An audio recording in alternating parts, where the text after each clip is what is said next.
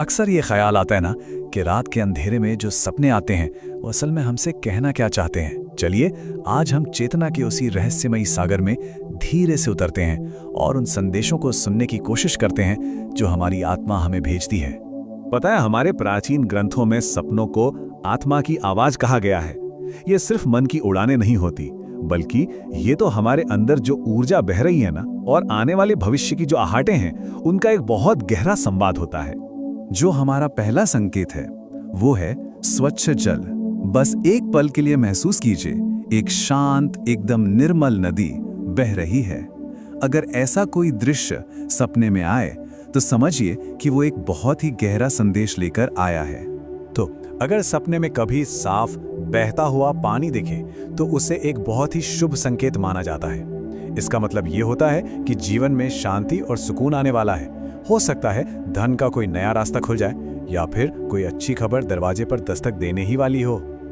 हर इसका जो आध्यात्मिक अर्थ है वो तो और भी ज्यादा खूबसूरत है। ये आत्मा के शुद्धिकरण का प्रतीक है।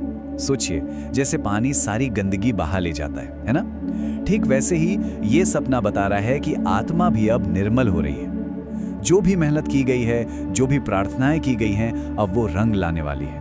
पानी के इस निर्मलता के बाद अब हम एक और भी पवित्र संकेत की ओर बढ़ते हैं। सपने में किसी मंदिर का दिखना या फिर ईश्वर के दर्शन हो जाना।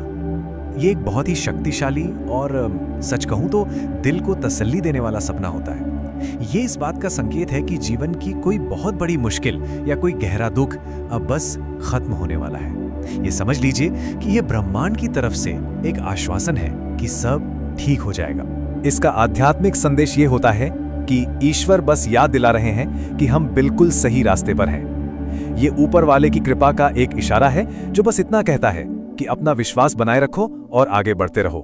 अब जो हमारा तीसरा संकेत है वो अक्सर लोगों को थोड़ा सा डरा देता है, लेकिन इसका आध्यात्मिक अर्थ बहुत गहरा और शक्तिशाली है। सपने में एक सांप का नजर आना। यहां पर ना ये समझना बहुत जरूरी हो जाता है कि सांप ने सपने में किया क्या। अगर सांप एकदम शांत है, स्थिर है, तो ये आने वाले धन और शक्ति का एक शुभ संकेत माना जाता है। लेकिन अगर वो आक्रामक है, हमला कर रहा है, तो ये किसी अंदरूनी डर या आने वाली किसी चुनौती की तरफ इशारा हो सकता है। और अगर हम आध्यात्मिक दृष्टि से देखें तो सांप को कुंडलिनी शक्ति का प्रतीक माना गया है। ये सपना एक बहुत बड़ा संकेत हो सकता है कि हमारे ही भीतर सोई हुई कोई अद्भुत शक्ति अब जागने वाली है।